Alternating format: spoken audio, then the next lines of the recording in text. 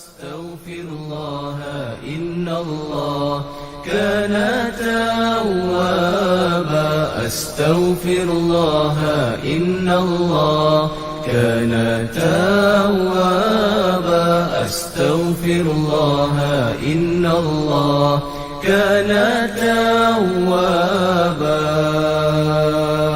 أستغفر الله إن الله كان توابا أستغفر الله إن الله كان توابا أستغفر الله إن الله كان توابا أستغفر الله إن الله كان توابا أستغفر الله إن الله كان توابا أستغفر الله إن الله كان توابا أستغفر الله إن الله كان توابا أستغفر الله إن الله كان توابا أستغفر الله إن الله كان توابا.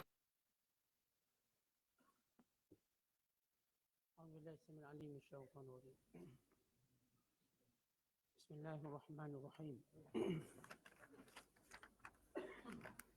يا أيها النبي إذا طلقتم النساء فطلقوهن لعدتهن وأحصوا العدة واتقوا الله ربكم لا تخرجوهن من بيوتهن ولا يخرجن إلا أن يأتين بفاحشة مبينة وتلك حدود الله ومن يتعد حدود الله فقد ظلم نفسه لا تدري لعل الله يحدث بعد ذلك أمرا فإذا بلغن أجلهن فأمسكوهن بمعروف أو فارقوهن بمعروف وأشهدوا ذوي عدل منكم وأقيموا الشهادة لله ذلكم يوعظ به من كان يؤمن بالله واليوم الآخر ومن يتق الله يجعل له مخرجا ويرزقه من حيث لا يحتسب ومن يتوكل على الله فهو حسبه إن الله بالغ أمره قد جعل الله لكل شيء قدرا صدق الله العظيم. Dengan nama Allah yang Maha Pemurah lagi Maha Mengasihani. Wahai Nabi, apabila kamu, yakni engkau dan umatmu, hendak menceraikan isteri-isteri kamu, maka ceraikanlah mereka pada masa mereka dapat memulakan iddahnya. Dan hitunglah masa iddah itu dengan betul. Serta bertakwalah kepada Allah, Tuhan kamu. Jangan kamu mengeluarkan mereka dari rumah-rumah kediamannya sehingga selesai iddahnya. Dan janganlah pula dibenarkan mereka keluar dari situ, kecuali jika mereka melakukan perbuatan keji yang nyata. Dan itulah aturan hukum Allah. Maka janganlah kamu melanggarnya. Dan sesiapa yang melanggar aturan hukum Allah, maka sesungguhnya ia telah berlaku zalim pada dirinya. Patuhilah hukum-hukum itu. Kerana engkau tidak mengetahui, boleh jadi Allah akan mengadakan sesuatu perkara yang lain. Kemudian bila mereka hampir habis tempoh iddahnya, maka bolehlah kamu pegang mereka, rujuk dengan cara yang baik. Atau lepaskan mereka dengan cara yang baik. Dan adakanlah dua orang saksi yang adil di antara kamu semasa kamu merujukkan atau melepaskannya. Dan hendaklah kamu yang menjadi saksi menyempurnakan persaksian itu kerana Allah semata-mata. Dan hukum-hukum yang tersebut diberi pengingatan dan pengajaran kepada siapa yang beriman pada Allah dan hari akhirat. Dan sesiapa yang bertakwa kepada Allah dengan mengerjakan suruhannya dan meninggalkan larangannya, nescaya Allah akan mengadakan baginya jalan keluar dari segala perkara yang menyusahkannya. serta memberikannya rezeki dari jalan yang tidak terlintas di hatinya. Dan ingatlah, siapa berserah diri bulat-bulat kepada Allah, maka Allah cukupkan baginya untuk menolong dan menyelamatkannya. Sesungguhnya Allah tetap melakukan segala perkara yang dikehendakinya. Allah telah pun menentukan kadar dan masa bagi berlakunya tiap-tiap sesuatu. Terberada dalam penafsiran surah At-Talaq, surah yang ke-65 pada juzuk yang ke-28. Bermula ayat pertama dan hingga ayat ketiga. Ayat-ayat yang kita bacakan ini menceritakan tentang hukum hakam talak, rujuk, penyaksian, serta perkara yang berkait dengan kelebihan bertakwa kepada Allah dan keutamaan mengikuti perintah Allah Subhanahu wa taala. Bila Allah Taala berfirman, ya ayyuhan nabi, idza talaqtumun nisa fatalliquhunna li'iddatihin. Wahai Rasul dan wahai orang beriman. yakni wahai Rasul, sampaikan hukum ini pada sekalian orang beriman. Kerana dalam kaedah Al-Quran, panggilan kepada Rasul, panggilan kepada umatnya. Perintah kepada Rasul, perintah kepada umatnya. Wahai Rasul, sampaikan kepada umatmu. Bila kamu ingin menceraikan isteri-isteri kamu dan kamu berazam untuk melakukannya, fatalliquhunna li'iddatihinna aw qabla waqti iddatihin. Maka hendaklah kamu menceraikannya waktu sampai iddahnya atau sebelum waktu iddahnya.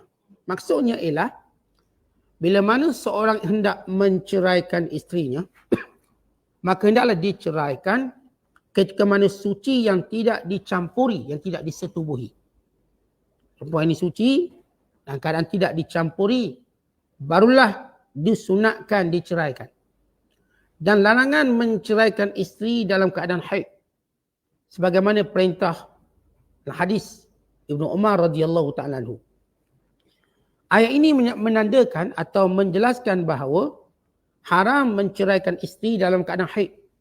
Para ulama menyatakan cerai itu ada 3 jenis yang kita sebut secara ringkas semalam. Yang pertama dinamakan sebagai talaqus sunni, iaitu cerai mengikut sunnah. Yang kedua dinamakan talaqu bid'i, tolak yang tidak ikut sunnah, bid'ah, berdosa walaupun jatuh. Yang ketiga talaqul laisa bisunni wala bid'i, tolak yang tidak ikut sunnah, tidak juga bid'ah. Maksudnya harus ada cerai hukumnya, ataupun bila dia menceraikan mengikut hukum tata tertibnya, dia dapat pahala kerana dia mengikut sunnah. Ada cerai, dia berdapat dosa kerana cara dia menceraikan, bukan cerai itu. Hukum cerai itu harus. Dan hukum asal sebagian ulama menyatakan makruh. Tapi cara yang menceraikannya boleh menyebabkan bila dia ikut sunnah, dia dapat pahala kerana mengikuti sunnah, mengurangkan mudarat panjang iddah pada isteri yang diceraikan. Kalau dia tak ikut hukum cerai itu harus, tapi dia tak ikut cara tu, cara itu yang menyebabkan dia berdosa, haram. Bukan kerana cerai, cara dia cerai. Cerai tetap sepakat ulama jatuh, tapi cara dia boleh menyebabkan dia berdosa. Dan ada cara cerai hukumnya bersifat harus. Maksudnya ialah dia tidak disebut sebagai mendapat pahala kerana cerai, dan tidak juga dia berdosa, tapi terpulang pada dia harus. Maka tolak sunni sebagai satu contoh. Bila menceraikan isteri dalam keadaan suci yang tidak disetubuhi. Ataupun menceraikan isteri ketika mana dia hamil dalam keadaan sudah nampak kehamilannya. Arti sudah jelas kehamilannya. Kalau tidak jelas kehamilan, tak disebut sebagai tolak sunni. Ini kerana bila dia hamil sudah diketahui bila tamat iddah. Bila dia hamil, katakan dia dah hamil, nampak dah perut dia 3 bulan, 4 bulan. Maka ini dianggap sebagai cerai sunni. Sunni dari sudut mana? Bukan kerana kita katakan, pertama kita sebut cerai, hukum asal cerai, isi kebanyakan ulama adalah harus. Ada yang menyatakan makruh berdasarkan hadis abghadul halali ilallahi at-talaq. Perkara yang paling Allah benci dalam hal yang halal itu talak. Lalu mereka mengatakan hukum asal cerai makruh. Sebagian besar ulama menyatakan hukum asal cerai itu harus. Tetapi bila dia menceraikan, bila waktu itu tidak sesuai. Dalam menceraikan, dia boleh bercerai. Tapi waktu. Bila sesuai, maka dia ikut sunnah. Bila ikut sunnah, bila wanita iddah suci dan dia tak setubuhi. Atau wanita itu sudah hamil yang sudah jelas kehamilannya. Kerana tahu bila dia akan beranak. Maka ini dianggap mengikut yang diajar oleh Allah. Ini yang disebut oleh Allah. Li'iddatihin. Fatallikuhunna li'iddatihin. Ceraikan mengikut tempoh iddah yang sepatutnya. Ada pun dinamakan sebagai cerai bid'i. Cerai yang hukumnya jatuh tapi berdosa. Berdosa pada suami. Iaitu ketika mana cerai dalam keadaan isteri berhaid. Satu. Atau dalam keadaan suci tetapi sudah dijima'. Isteri dia suci kemudian dia bersama dengan isterinya. Lepas dia berjima' maka diceraikan. Maka ini dosa. Dia panggil bid'i. Dia mesti dalam keadaan pertama ialah waktu wanita ini haid. Dan setengah ulama mengkiaskan macam kita sebut semalam dalam keadaan nifas. Yang kedua, waktu mana perempuan itu suci tapi dia setubuhi dulu. Kemudian baru diceraikan. Kerana dibimbangi akan hamil. Kerana itu dianggap sebagai bid'ah. Kerana membawa mudarat kepada isteri kerana panjangnya iddah tersebut. Kemudian cerai yang disebut sebagai cerai yang tidak sunni dan tidak bid'i. Itu menceraikan wanita yang tidak berhaid. Maksudnya wanita tadi sama ada dia tak berhaid kerana kecilnya. Bagaimana kita sebut semalam. Atau kerana dia sudah tidak punya haid. Dia dah menopause sebagai contoh. Dia memang tak ada haid kerana penyakit. Atau kerana dia tak ada haid kerana disebabkan dia kecil yang kita sebut tadi. Maka juga syarat yang bagi wanita yang disebut sebagai Aisyah. Aisyah yakni wanita yang tua yang tidak ada lagi haid. Maka kalau diceraikan dalam keadaan tidak disetubuhi. Jadi jangan diceraikan selepas disetubuh. Sebelum. Maka ia dianggap sebagai cerai yang diharuskan. Cerai yang dibenarkan. Baik, ini hukum secara umum. Dan cerai yang paling afdal. Maksud afdal. Bukan maksudnya cerai ini jadi kita dapat pahala besar. Bukan begitu. Kalau seorang itu nak bercerai, apakah cara paling baik kalau seorang itu nak bercerai? Maka cerai yang paling baik itu dengan ittifaq ulama'. Iaitu menceraikannya dengan talak satu. Talak satu je. Dan di sisi Imam Malik menyatakan bahawa cerai talak tiga. Sama ada secara berasingan atau sekaligus hukumnya adalah makruh. Di sisi Hanafiyah, makruh cerai lebih daripada satu dalam keadaan wanita itu suci. Di sisi Imam Syafi'i, dan ini mazhab Syafi'i. Dalam mazhab Syafi'i, bahawa harus cerai tiga. Talak tiga itu harus. Maksudnya kalau seorang lelaki menceraikan isteri talak tiga, apakah dia berdosa? Tak berdosa. Dia cerai talak satu dengan sepakat ulama'. Itu cerai paling baik. Kenapa? Akan memberi tempoh untuk rujuk. Kerana biasa perceraian berlaku kerana kemarahan, kerana salah faham, salah maklumat, kerana emosi. Maka bila dicerai talak satu, ruang untuk kembali itu ada. Manakala bila dicerai talak tiga, ruang kembali dah tertutup.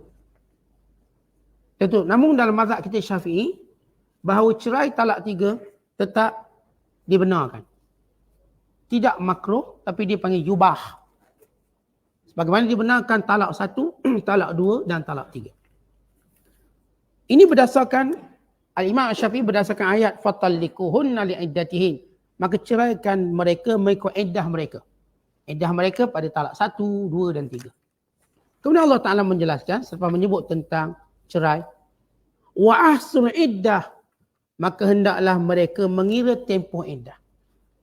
Yang dimaksudkan dengannya ialah peliharalah dan ketahuilah bila mula iddah dan bila berakhir.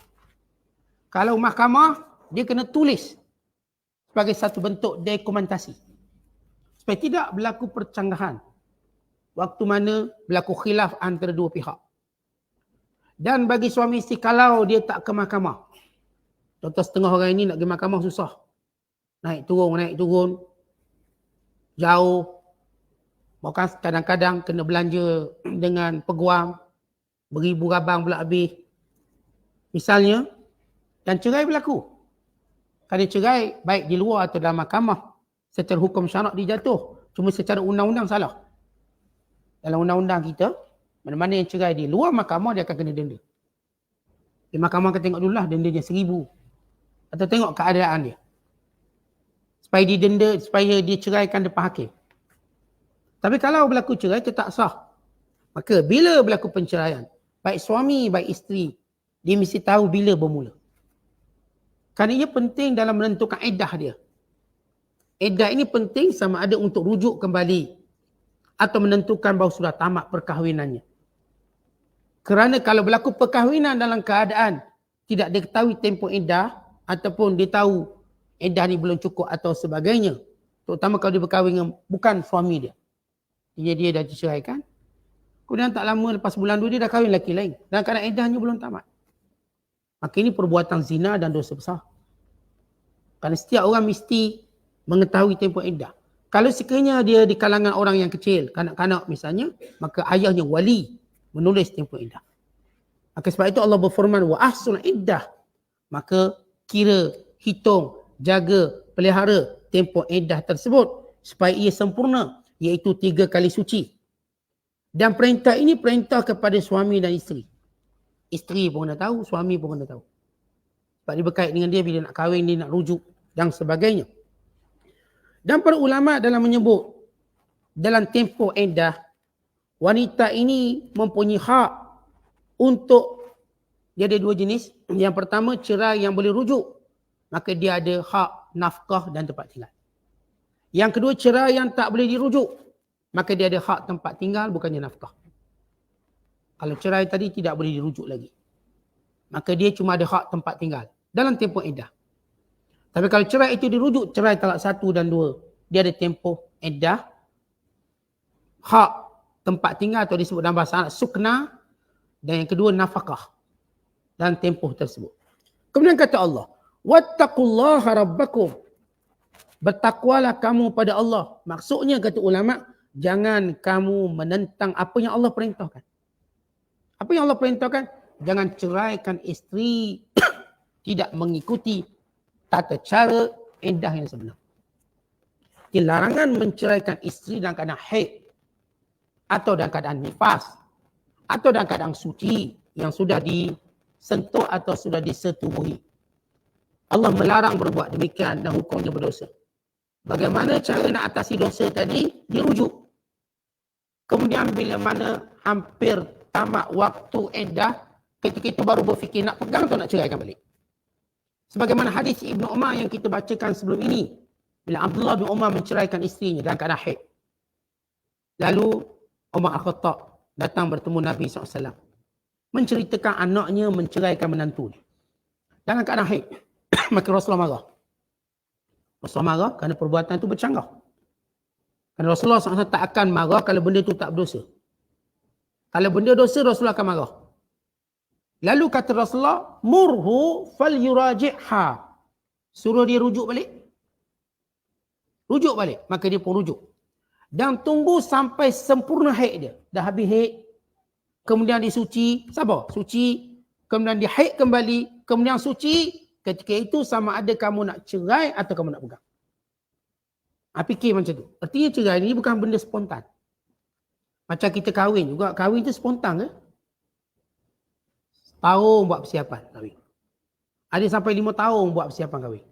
Tak ada orang, saya tiba-tiba kahwin, tak tahu. Spontan. Mana ada kita bersiap. Sama juga cerai. Cerai ni juga bukan benda spontan. Tahu-tahu Ustaz dah cerai. Kena ikut tata cara yang betul. Memanglah kalau nak ikut marah. Tentang cerai ikut marah tak akan beri faedah apa-apa. Cerai dalam keadaan matang, cerdik. Betul ke nak bercerai? Betul. Dah fikir semua anak-anak. Dah fikir semua dah ada pengganti ke? Dah fikir semua masa terisi macam mana? Dah fikir semua ke? Lesen kereta tak ambil lagi tu. Nak bercerai-bercerai, kereta tak kerja bawa. Fikir dulu. Ambil lesen kereta dulu ke? Fikir dulu rumah ni suami pun tak habis bayar lagi. Biar dia habis bayar nak bercerai pun. Dan nama kita dah tu. Fikir benda tu sebab dia berkait dengan perkara yang mendatang. Bukan dia cerai spontan lalu kita pun menyesal. Semua tak dapat hanya kerana ikut marah. Anak macam mana fikir? Kerja kita macam mana? Kita nak ubah cara hidup. Dan kita pula jenis suami. Air bini kena buat, nasi bini kena masak. Kena suap. Tidak bukan reti makan kita ni. Fikir panjang-panjang sikit, nak cerai tak nak cerai. Artinya benda tu Islam suruh, macam saya katakan. Macam mana kita kahwin tu kita persiapan. Cerai juga tak tidak sepatutnya berlaku spontan. Berfikir panjang, dah datang akal yang baik, maka bagi lelaki khususnya. Sebab cerai ni tangan lelaki. Bagi lelaki khususnya. Mencari waktu yang betul-betul mengikut sunnahnya. Kerana bila lelaki ini dia cerai dengan cara baik, maka Allah tolong dan bantu dia. Tapi kalau dia cerai cara marahnya, maka dia tak akan dapat apa pun kebaikan. Dan orang yang macam ni, kita katakan dia tak pernah akan rasa untung boleh cerai. Melainkan dia akan menyesal dan rugi. Siapa pun, kita katakan seorang bila bercerai, biduni wa'yin, tanpa akal, tanpa otak, dalam bahasa kasarnya, maka dia akan menyesal. Tapi kalau dipikir, bincang-bincang dulu, dia nak cerai ke? Bincang. Bincang sampai habis sup, sampai habis pagar dia. Okay, kemudian putuskan. Dah tengok nasib anak-anak macam mana. Dah tengok ni keluarga macam mana. Pekerjaan macam mana. Harta macam mana. Dah tengok semua. Dah jengok semua. Dah faham semua. Maka silakan kalau rasa tak boleh persefahaman. Kalau sekiranya boleh lagi persefahaman, teruskan. Terutamanya pada ketika kata usia-usia tua kita. Dah tua dah ada cucu dah. Cucu dah. Maka kita pun kena fikir lebih jauh lagi. Dah tua. Atau mungkin saya katakan dalam keadaan kita keluarga pun dah tak ada dah. Ni suami kita seorang je keluarga kita. Mak dah mati, ayah dah mati, adik-beradik dah mati. Dah sebatang kara dah. Seorang diri. Dah kalau cerai apa faedah? Fikir. Benda boleh selamat. Contoh. Sebab itu saya katakan, kahwin ada perancangan. Cerai juga ada perancangan, bukan spontan. Kalau siapa yang cerai-cerai spontan, penyesalannya lebih tinggi, lebih banyak berbanding kebaikan yang diperolehi. Sebab itu Allah menyebut fatallikuhunna li'iddatihin, maka ceraikan waktu iddahnya. Kerana kadang-kadang kita katakan dia tengah panas. Yang perempuan pun panas, lelaki pun panas. Tulang ekor pula rosak, tambah panas pula. Maka bila dia sejuk sikit, okeylah, boleh sekali. Boleh sekali balik, okey. Dia tengah-tengah panas, dia pun tak nak fikir dengan betul. Sebab itu Allah bagi tempoh-tempoh ini. Kemudian Allah Ta'ala berfirman, La tukhrijuhunna min buyutihin, wala yakhruj. Jangan bila isteri kamu telah diceraikan, jangan kamu keluarkan mereka daripada rumah mereka. Walaupun rumah itu rumah suami. Dinisbahkan rumah itu pada isteri dari sudut hak pengurusan. Sebab kita kan, kita dah namakan orang rumah kita tu, isteri kita sebagai orang rumah. Kita dah panggil. Orang tak panggil lagi nama. Kalau orang tu jadi isteri dia tak akan panggil nama. Kita pun tanya mana orang rumah. Nama tak nampak orang rumah pergi kuliah. Kita panggil orang rumah.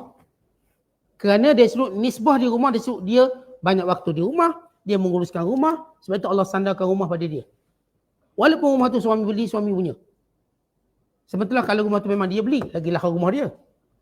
Maka kata Allah, La tukhrijuhunna min buyutihin.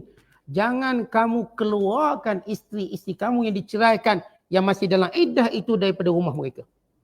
Wala yakhrujna, dan dia juga tidak dibenarkan keluar. Kebanyakan para ulama menyatakan irtizam pada rumah itu kewajiban bagi semua wanita yang beriddah. Tetapi di sisi mazhab Syafi'i bahawa kewajiban iltizam di rumah itu terpulang kepada persetujuan suami isteri. Kalau kata ginilah, isteri itu dah diceraikan, dia kata, bang, saya nak beriddah di rumah mak saya. Maka suami dia izinkan. Suami izinkan, maka dia akan beriddah di rumah mak dia. Itu dalam mazhab kita Syafi'i. Dalam mazhab lain tak boleh mesti rumah tu. Dia kena duduk rumah tempat yang mana dia tinggal selama ni. Tak kira disewa ke atau dia beli. Kalau sewa, si suami ini kena terus bayar sewa dia sampai tamat iddah. Tetapi kalau sekiranya si isteri rasa tak selamat duduk seorang-seorang, dia nak balik kampung, dia nak depan dengan bersama keluarganya, kerana emosinya jauh lebih sempurna, maka dia berpakat dengan suami dia. Boleh tak dia nak beriddah di rumah mak dia, rumah ayah dia atau sebagainya. Dalam mazhab kita, ia berdasarkan persetujuan suami isteri. Kalau suami tak izinkan atau isteri tak nak, Suami kata awak pergi edah rumah mak awak. Isteri dia tak nak. Sini juga. Maka situ. Atau isteri dia kata bang saya nak beredah di rumah mak saya. Suami kata tak boleh. Pak senang saya nak pantau awak. Misalnya. Maka kalau tak bersetuju dia kembali pada hukum asal. Duduk rumah dia. Dan itu Allah menyatakan la tukhrijuhun wala yakhruj. La tukhrijuhunna min buyutihin. Jangan kamu keluarkan isteri yang diceraikan dengan talak tadi yang masih dalam iddah daripada rumah mereka, dan jangan pula mereka keluar. Kemudian kata Allah Ta'ala, illa an ya'tina bi fahishatin mubayyinah, melainkan kalau wanita ini melakukan perbuatan yang keji seperti berzina. Maksudnya duduk rumah tu dipanggil lelaki lain masuk zina, maka boleh dikeluarkan. Atau misal katanya si isteri ni duduk dengan keluarga. Dah kahwin duduk dengan keluarga. Lalu dia pun cerai. Maka dia pun kena kekal di rumah tadi. Tapi perempuan ni mungkin dah emosi dah tak stabil. Dia sakiti hati semua dalam keluarga tu. Itu juga dinamakan fahisyah. Dia sakit hati semua dalam satu rumah tu. Maka ketika itu boleh dikeluarkan.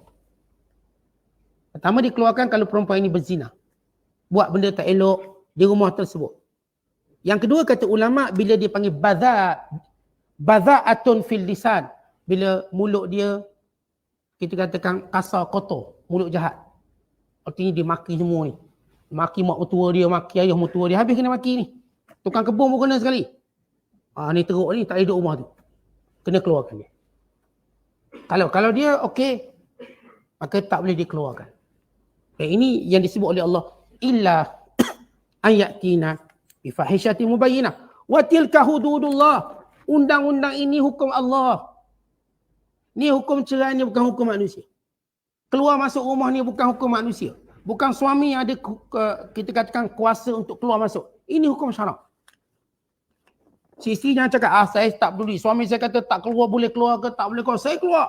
Tak, ini undang-undang Allah. Yang buat undang-undang ni Allah. Kan itu Allah kata tilka hududullah. Ini undang-undang Allah. Wa may yata'adda hududallah faqad zalama nafsah. Siapa yang melawan perintah Allah, dia telah meletakkan dirinya pada kehancuran. Tuan-tuan, kita khususnya baik isteri baik suami. Sebarang bentuk kita kata aturan dalam rumah tangga. Sebelum kita melihat isteri atau suami, lihat ini peraturan Allah. Sebagai contoh, isteri keluar rumah mesti dapat izin. Ini peraturan suami ke peraturan negara atau peraturan Allah? Ini peraturan Allah. Dia bila dia keluar rumah tanpa izin suami dia, bukan dia lawan suami dia lawan Allah. Dia lawan Rasul yang cakap macam tu. Dia bila dilanggar hukum-hukum ini, suami juga begitu. Bila dilanggar hukum dari sudut tata kelola atau tata cara cerai, dia bukan lawan undang-undang dunia, dia lawan Allah. Maka ingat sebab tu Allah kata wa tilka hududullah. Ini undang-undang Allah. Bukan undang-undang suami, bukan undang-undang isteri, bukan undang-undang mak tua, bukan undang-undang pak penakan, bukan. Ini undang-undang Allah. Ingat, cerai, rujuk, ini undang-undang Allah. Sebagaimana kahwin undang-undang Allah, bukan undang-undang kita kahwin ini. Sebab itu bila seorang berkata aku terima nikahnya, maka sah. Yang dahulu jadi haram semua halal. Dengan apa? Dengan peraturan Allah. Ungkapan, ucapan yang kita sebut aku terima nikah ni, ini kalam Allah. Ini perkataan amanah dari Allah. Ini bukan kita reka perkataan tu. Perkataan aku terima nikah, itu dipanggil sebagai kalimatullah, kalimah Allah. Maksudnya perintah Allah. Dengan sebut macam tu jadi sah. Jadi halal pergaulan, ada kewajiban beri nafkah dan lain-lain. Sebab tu hati-hati kita dalam beremosi rumah tangga. Ingat undang-undang dalam pengaturan rumah tangga atau tanzim atau nizamul usrah daripada Allah. Kita jangan tengok suami saya bukan garang sangat, saya nak langgar je. Saya takut apa suami saya? Itu bekas kerani saya je dulu Ustaz. Saya majikan dia dulu. Dia tu level kecil, saya level besar. Dia bukan cerita awak level besar, level kecil. Awak sekian-sekian, awak pandai bercakap lebih pada. Ini undang-undang Allah. Itu je. Faham? Sebab tu kita bila kahwin, fahami dulu undang-undang Allah sebelum kita fahami hak suami kita sendiri. Hak suami kita terbina pada undang-undang Allah. Hak isteri kita juga terbina pada undang-undang Allah. Bak beri nafkah. Tuan-tuan, kalau tuan-tuan tak beri nafkah, isteri saya pun tak kata Ustaz dia diam. Yalah, kalau bising kena lepuk. Kita jangan ingat bila isteri kita tak boleh melawan, kita rasa kita selamat. Hukum nafkah tu undang-undang Allah. Ya, undang-undang Allah. Sebab tu seorang tidak dibenarkan keluar daripada rumah dia dengan mengabaikan nafkah. Walau nak keluar untuk apa sekalipun. Oh, dia nak keluar berdakwah. dia nak keluar untuk kita katakan berjalan urusan itu, dia kena tinggalkan nafkah dulu. Itu undang-undang Allah. Sebab itu kata Abdullah bin Umar, bila nak seorang lelaki, dia ni nak pergi bersufi sikit, nak jalan jauh je sikit masjid itu sidang sekarang. Lalu kata Abdullah bin Umar, adakah kamu ada isteri? Dia kata ada. Apakah kamu meninggalkan nafkah untuk isterimu waktu kamu keluar dari rumah ni? Dia kata tak ada. Lalu kata Abdullah bin Umar, baca hadis Nabi SAW, kafa bil mar'i isman an yudayya' man yaqutuhu. Cukuplah seorang itu berdosa bila dia mengabaikan orang yang patut dinafkahinya. Kata orang lelaki, sebelum keluar rumah nak pergi mana-mana pun, nafkah anak-anak isteri tinggal dulu. Jangan dia terkebir-kebir telefon kita, minta duit nafkah. Kita pula off telefon. Kita pula ada masalah komunikasi. Maka dia pun mengalami kesukaran dalam nafkah dia. Anak sekolah ni, dia nak beli barang dapur, maka berdosa suami itu. Ini bukan masalah isteri, undang-undang Allah ni. Itu dampak perkahwinan. Kita nampak macam dalam keluarga suka-suka kita lah, kita suami isteri. Tak, di situ ada undang-undang Allah. Dia bukan suka-suka kita nak takbir rumah tangga kita ikut cara kita. Ikut suka kita, ikut selera kita, tengok siapa kuat, mengikut hukum rimba. Rumah tangga bukan hukum rimba. Ia hukum syariat Allah. Yang Allah sebut, وَتِلْكَ حُدُودُ اللَّهِ وَمَنْ يَتَعَدَّ حُدُودَ اللَّهِ فَقَدْ ظَلَمَ نَفْسَهُ. Kemudian Allah Ta'ala menyebut, apakah sebab wanita yang beredar masih kekal di rumah? Kata Allah, لَا تَدْرِي لَعَلَّ اللَّهَ يُحْدِثُ بَعْدَ ذَلِكَ أَمْرًا. Kamu tak tahu apa yang akan berlaku selepas itu. Baik, saya katakan asas cerai ini kerana berbala, kerana marah, emosi. Itu jauh lebih daripada orang yang kita katakan seorang yang rasional. Kita kalau mengambil hukum statistik umum, 10 penceraian, hanya satu yang rasional. Yang punya rasional yang tinggi. Yang lain semua emosi. Kerana kemarahan, tak puas hati, bersifat seketika, tak boleh sabar dalam rumah tangga. Walau penyakit rumah tangga tu juga akan berlaku pada rumah tangga yang baru kalau nak bina. Sebab itu kata Nabi SAW, dan hadis yang dikeluarkan oleh Imam Muslim, la yafraku mu'minun mu'minatan in sakhita minha khuluqan radiya khuluqan. Kata Nabi SAW, jangan seorang lelaki itu benci kepada perangai buruk isterinya. Kalau dia benci pada suatu perangainya, dia mungkin redha pada perangainya yang lain. Maksudnya tuan-tuan, kita punya perangai ni katakan ada 100. 100 perangai kita akhlak. Perangai kat dapur lain, perangai dalam kereta lain, perangai dengan ayah mertua lain, perangai tempat kerja lain. Kadang-kadang pasangan ni, dia melihat perangai yang dia tak setuju. Contoh dia tengok, pasangan dia kalau kat dapur dia tak setuju. Kenapa? Suami saya kalau kat dapur makan dia membazir, suka kutuk makanan saya. Kalau masak mesti kutuk ni. Awak ni tak pandai masak lah. Buka kedai boleh kutuk ni. Tapi mulut makan. Makan. Tapi dia kutuk. Dia mungkin buruk perangai situ. Tapi kalau dalam bak drive, mandu kereta. Ni dari Johor Pulau Pinang dia seorang dia drive. Dia suruh kita tidur lain, awak tidur. Dia boleh drive. Itu baik perangai dia. Dia boleh jaga sampai boleh bawa kita boleh tidur sepuas-puasnya dalam kereta. Kan dia jenis suami bagus. Dia memang suruh isteri dia tidur pun dalam kereta. Tidur. Maka dia pun boleh bawa kereta tanpa ganggu isteri dia. Dia takkan kongsi dengan bini dia. Dia tak kata awak asyik tidur, asyik jeretuh ni. Awak pula mandu. Tak ada. Kebanyakan suami dia akan mandu seorang ni. Awak tidur je. Awak tidur, awak kan dah biasa tidur dalam kuliah. Awak tidur je. Tidur duduk, biasa je. Maka suami dia bawa sampai Penang. Sampai pagi esok suami dia mandu. Itu perangai baik dia. Mungkin dalam bab belanja makan, suami dia tak berkira, bayar. Itu perangai baik dia. Tapi mungkin kak-kak lain ada yang kurang dia. Isteri pun sama. Mungkin isteri dalam bab ni dia ada kurang dia. Tapi bab lain dia bagus. Dia pandai cover kita, dia pandai jaga maruah kita. Mungkin dalam bab ni dia kurang. Sebab itu kata Nabi SAW, tak ada orang perfect akhlak 100%.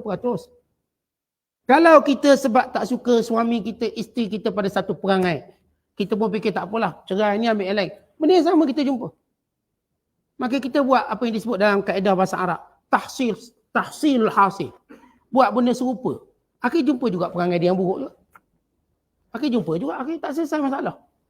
Akhir kahwin lagi, cerai lagi, kahwin lagi. Tak selesai masalah. Hutang perak ayat tak habis-habis. Personal loan tak habis-habis. Yang pertama tak habis, kedua tak habis. Artinya tak bijak, kita tak bijak. Itu kita katakan bila Allah beri hikmah. Kenapa hikmah? Perempuan beriddah kekal di rumahnya, kamu tak tahu apa berlaku. Mungkin berlaku rujuk, mungkin. Mungkin dia datang balik rasional dia. Dia datang balik, oh kalau duduk seorang macam ni. Isteri duduk seorang, suami duduk seorang. Dalam keadaan cerai tadi. Cuma dari sudut hak isteri lebih dijaga, dia duduk rumah dia. Suami pandai-pandai lah nak hidup. Marilah tidur kat atas laki pun tak apa. Tidurlah kat surau masjid pun tak apa. Isteri jangan kacau tempat dia selesa kat rumah. Kenangan dia banyak kat rumah. Maka dia akan fikir balik, kenapa dia bercerai, kenapa dia buat macam tu. Kalau dia rasa itu betul, tak tindakan yang betul, maka terpulang. Suami juga bila duduk, dah jauh daripada isteri, dia pun lihat kekurangan dia. Dia pun fikir balik apa yang kelebihan isterinya. Kalau dia nak kembali balik, maka kembali.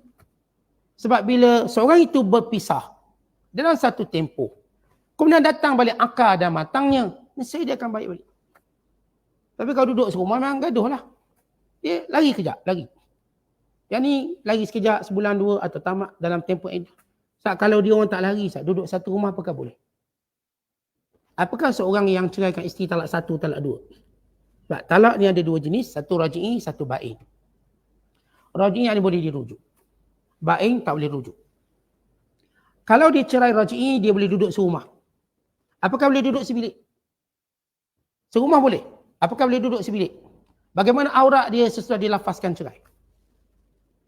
Bagaimana? Pertama, bila wanita masih dalam iddah cerai satu, talak dua, dia masih lagi isteri. Dia masih isteri, kerana itu kewajiban beri nafkah berjalan.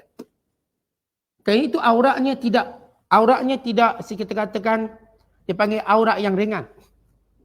Artinya kalau dia nak zahirkan wajahnya, ataupun rambutnya, tangannya, tak ada masalah. Zahir itu panggil aurat yang ringan. Tidak sampai ke peringkat kemaluan dia. Itu aurat dipanggil mughalladhah, aurat yang besar. Mughalladhah. Setakat itu sahaja. Dia duduk serumah, dia tak bergaul, dia tak duduk sekali. Melainkan kalau dia ada niat untuk rujuk. Dia duduk serumah bagi cerai talak satu, talak dua dan rujuk. Kan dia masih dalam keadaan suami isteri. Baik, kalau misalnya dia bersama, maka apa kata Allah? Dia bincang tentang hukum berikutnya. Kata Allah SWT, فَإِذَا بَلَغْنَا أَجَلُهُنْ bila sampai pada waktunya, فَأَمْسِكُهُنَّ بِمَعْرُوفٍ أَوْ فَارِكُهُنَّ بِمَعْرُوفٍ maka hendaklah kamu pegang isteri kamu dengan baik atau ceraikan dengan baik. Yakni bila mana kamu ceraikan dengan tempoh iddahnya, sehingga kamu tunggu hampir tamat iddah, memang kamu nak teruskan penceraian ataupun kamu nak kembali. Kemudian Allah menyebut hukum kembali. Wa ashidu zawai adlin minkum. Hendaklah mencari dua saksi antara kamu. Wa aqimus syahadata lillah.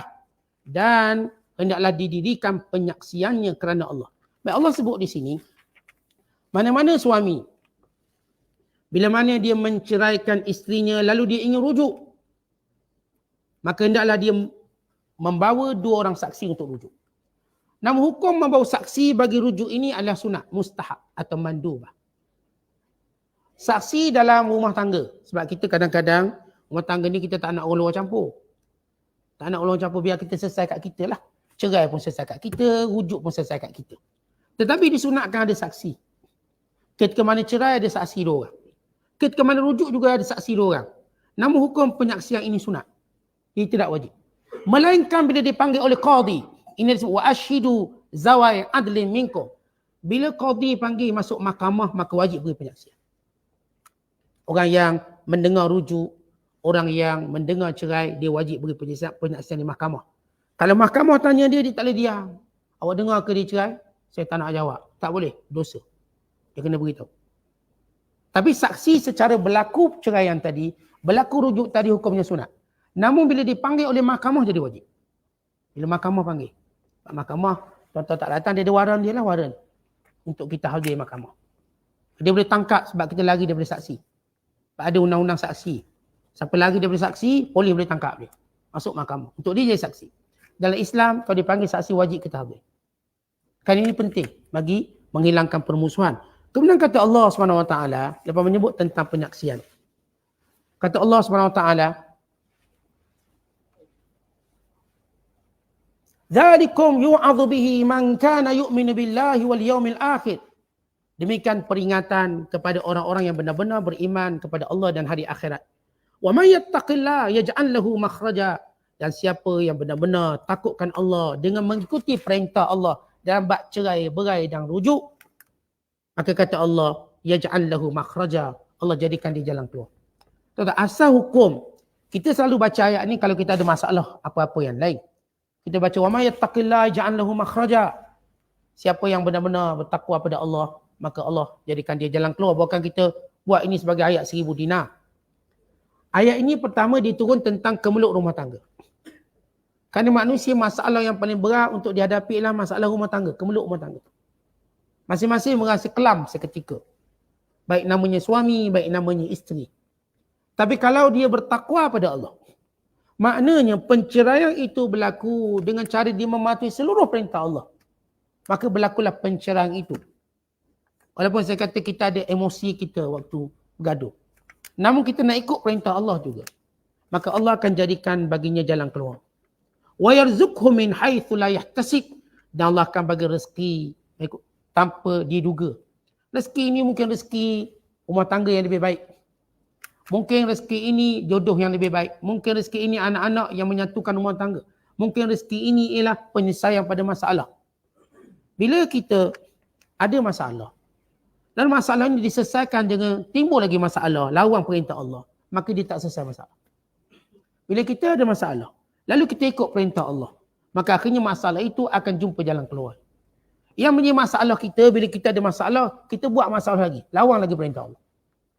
Lalu kita abaikan tentang hukum hakam Allah berkaitan dengan cerai, berai, rujuk dan sebagainya. Maka ini yang menjadi kesilapan kita. Sebab kita ni tuan-tuan, dalam apa pun situasi patuhi hukum Allah. Kita tak lari pada hukum Allah. Emosi macam mana pun kita, marah macam mana kita, suka macam mana kita, di hadapan kita hukum Allah. Sedih macam mana pun kita, di hadapan kita hukum Allah.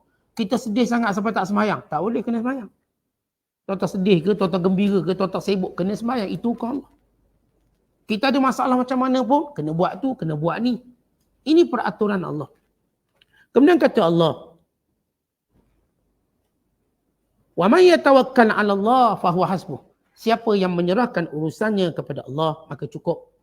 Innallaha balighu amri. Allah akan menyempurnakan urusannya. Qad ja'alallahu likulli syai'in qadra. Ingat, setiap perkara itu ada takdir Allah Subhanahu wa taala. Di setiap perkara yang berlaku adalah ketentuan Allah Subhanahu wa taala. Tadi kita sebut tentang hukum rujuk. Baik, apakah rujuk itu dengan perkataan atau dengan perbuatan? Di sisi mazhab kita, rujuk mestilah dengan perkataan. Saya rujuk dengan kamu, atau kamu kembali menjadi isteri saya. Tetapi di sisi mazhab yang lain menyatakan kalau dia bersetubuh atau dia bermesra dan dia berniat rujuk, walau dia tak cakap, maka hukumnya rujuk. Hukumnya tetap rujuk. Dalam mazhab kita tak boleh. Dia kena cakap. Saya rujuk awak. Walau tak ada saksi, rujuknya sah. Walau isterinya tak suka, isteri saya tak terima rujuk awak. Itu bukan hukum dia, itu hukum Allah. Sebagaimana kalau suami kata, saya ceraikan awak, saya tak terima abang ceraikan saya. Tak boleh, itu hukum Allah, jatuh. Rujuk pun sama. Cerai hukum Allah, rujuk hukum Allah. Dia tak perlu pada redha isteri. Isteri boleh buat mahkamah kalau dia tak setuju suami rujuk. Tapi hukumnya sah rujuknya. Dia boleh buat mahkamah dan buat argumentasi apa sebab. Kerana suami dia rujuk untuk beri mudarat lebih besar pada dia. Tujuan untuk beri mudarat, nak itu, nak ini. Maka mahkamah akan mengadili benda itu. Tapi kalau tak ada kes, maka dia tetap jalan. Perempuan tu suka tak suka, rujuk tetap kembali menjadikan dia kembali isteri. Sebagaimana cerai, perempuan tu suka tak suka tetap dia jadi cerai. Sebab cerai dan rujuk bukan dengan izin isteri. Tetapi dengan kemahuan seorang suami yang menyebutnya dalam keadaan sedar. Bukan kerana dipaksa. Bukan kerana hilang akal. Kalau di tengah hilang akal yang melampau, dia lelaki ada dalam keadaan dia biasa. Dia tahu dia buat. Tapi ada setengah-setengah lelaki bila tanya hukum, waktu mereka terlalu marahkan isterinya, sehingga terkeluar perkataan cerai secara tidak sengaja dalam hilang akal. Yang ni yang akan dibicarakan. Nak tengok kerana sejauh mana seorang itu boleh kawal emosi. Ada orang tuan-tuan, bila dia marah emosi memang dia tak boleh kawal terus. Dia macam lupa semua, dia blur belaka. Ada orang walau dia marah, dia masih ada akal. Maksudnya waktu dia melafazkan cerai, dia sedar dia sedang ceraikan. Ada orang dia tak sedar, saya tak tahu. Tapi isteri dia tahu, isteri dia mungkin dah rakam dan sebagainya. Maka mahkamah akan nilai dari sudut sejauh mana emosinya ni teruk. Sebab ada orang saya katakan, waktu dia marah, dia masih dalam kawalan. Dia okey. Ada orang bila marah memang akal dia hilang terus. Dia tak sedar dia buat apa. Tahu-tahu TV pecah dua, telefon dia pun hilang, dia hentak. Dia tak sedar. Dia rosakkan banyak benda. Kerana kemarahan yang melampau. Yang ini akan dinilai kembali perkataan ataupun keadaan cerai. Maka kesemuanya ini kita katakan, bab rumah tangga, ia bukan undang-undang yang manusia cipta, tapi ia datang daripada perintah Allah SWT. Maka Allah ingatkan kita supaya bertakwa kepada Allah dalam mengikuti hukum ini. Semua kena ikut hukum, baik namanya suami, baik namanya isteri. Ini hukum Allah yang perlu dipatuhi. Wallahu a'lam bishawab. Assalamualaikum.